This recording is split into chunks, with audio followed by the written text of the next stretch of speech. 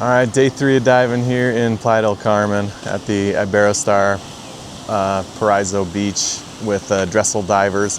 Today it looks like we're doing Punta Maroma and Manchoncitos. I'm probably murdering that.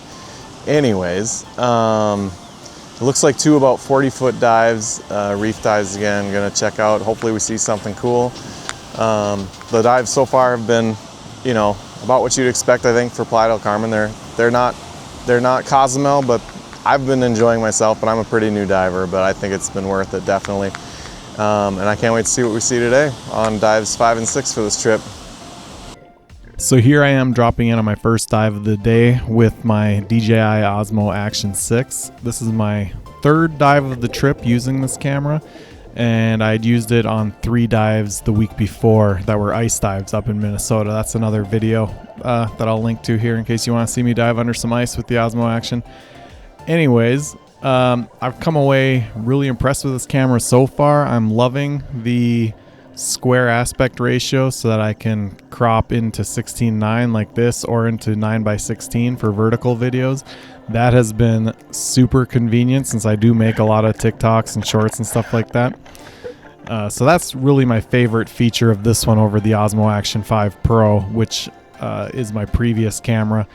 I can't say that the quality is a huge change from that camera. I do find it to be very nice underwater, but I also really enjoyed the 5.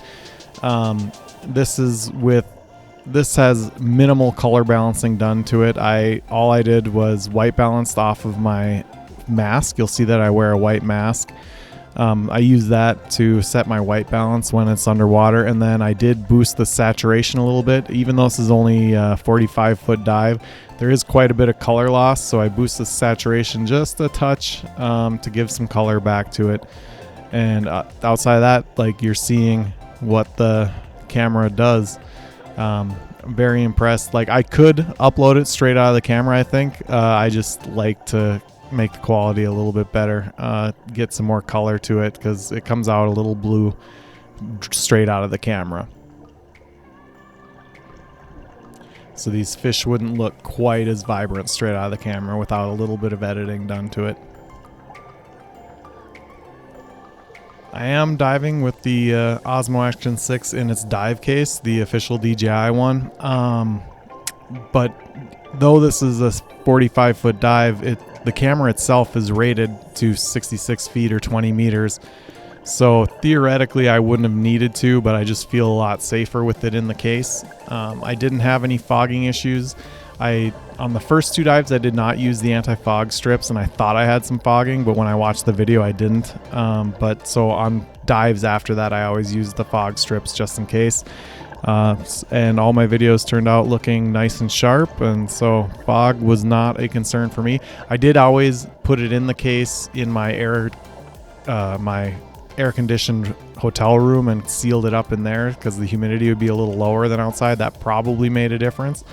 But yeah, I was very happy with that. I'm not sure what got pointed out to me here. It looks like maybe a little shrimp of some sort, or I'm not really positive.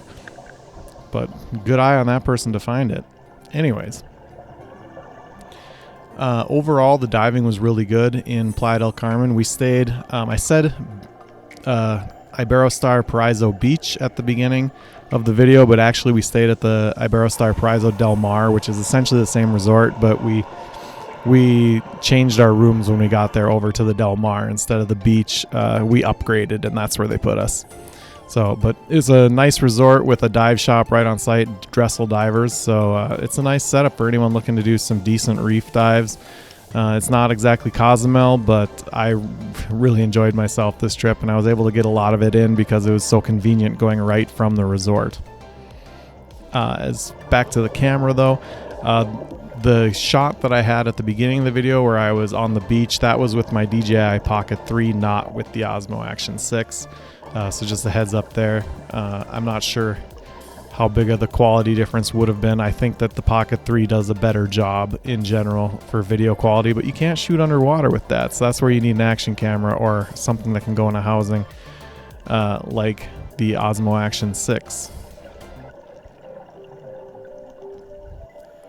previous cameras I've used for diving are a GoPro Hero 12 and a DJI Osmo Action 5, like I mentioned before. So far, I definitely prefer the DJI cameras to the GoPro. I think the GoPro takes fine video, but the color comes out kind of green and awkward, and it's much harder to get looking normal than the DJI. I think the DJI looks pretty realistic out of the camera, and then if you want to do some editing, you can get some color back and stuff that just the depth of the water takes away. So overall, for diving, I very much prefer my experience with the DJI cameras over the GoPro. But GoPro does have new cameras coming out. I'm assuming a GoPro Hero 14 or something. They've released some videos recently that look really impressive. So I'm curious to see what the new cameras can do underwater with the new GP3 chip and whatnot. But for now, the DJI cameras are doing a great job, I think, and I'm very happy with the way that they're turning out. And like I mentioned before, the 1:1 aspect ratio shooting so that I can turn it vertical or horizontal either way straight off the same video is super convenient. Started the second dive with 3 lobsters being pointed out to me right away. That was pretty sick. That's a good way to start a dive. It was pretty dark in that spot though, so I think the video was a little grainy at that point, but overall I'm very happy with the quality over anything I've had previously. The Osmo Action 6 does have a variable aperture, which is new to this camera over the Osmo Action 5 Pro. I've seen some people say to lock it in at 4. I left it on automatic so far and am happy with the results of that. I wanted it to have the option of letting in more light if possible or if necessary, so I thought that would be preferable, at least for these first test dives that I've done with it. And I can't complain about the results, but I also didn't try it locked yet to see what kind of difference it makes for me. But overall, I'm not sure that I'm looking to make that change just yet based on the video quality that I've gotten so far out of it. As far as stabilization goes, I'm running the Rocksteady 3+ setting and am overall pretty happy with the stabilization. I clearly don't hold the camera super steady while I'm diving, especially on a selfie stick. I plan on getting some sort of different camera mount system for it in the future with some lights that would hopefully help me keep it a little more stable. But as is, I think that the stabilization does a very nice job. I have really no complaints.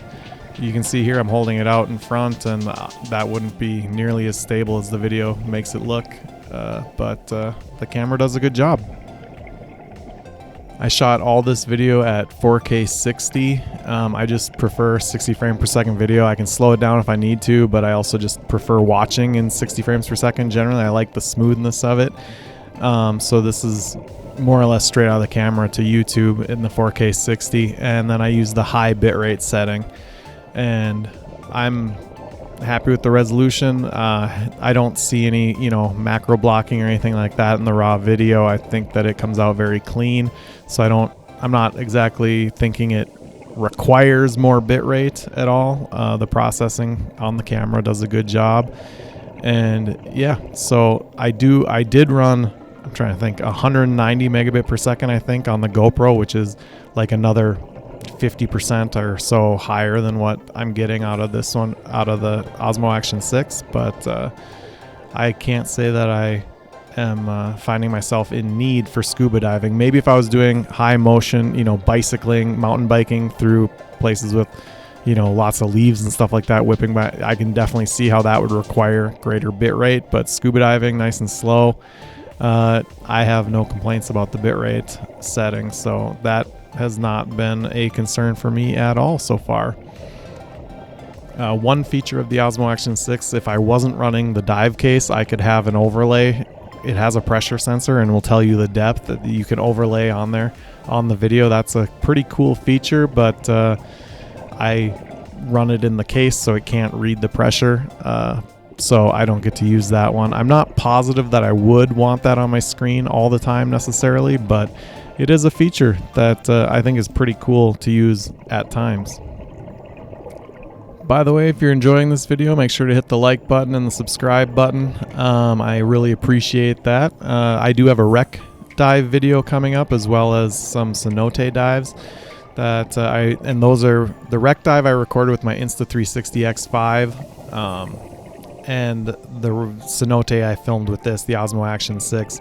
So you get to see a comparison of both there, as well as I do have my previous video to this one is a Insta360 X5 review video, so be sure to check that out if you're interested at all. Overall, I'm finding myself preferring the Osmo Action 6 to the Insta360 X5. It's less work not having to reframe all the 360 video, and the quality I think is just a bit better, so it's worth it to me. But you know, I do feel like I miss out a little bit not having the 360. I really like being able to, you know, frame a selfie like this and then flip it around and have whatever I was shooting at the time from another angle or something that I might not have caught. But overall, I just find the workflow much nicer and the video quality much nicer. So I think I've said it a bunch of times in this video already, but I'm super happy with the quality of the Osmo Action 6, what it gives me, and like it just, I don't have to do a ton of color correcting. I think it's an amazing camera. So yeah, if you're thinking about getting one for diving, I would definitely recommend it. And like I said, if you found this useful or entertaining at all, definitely hit like and subscribe. Thank you.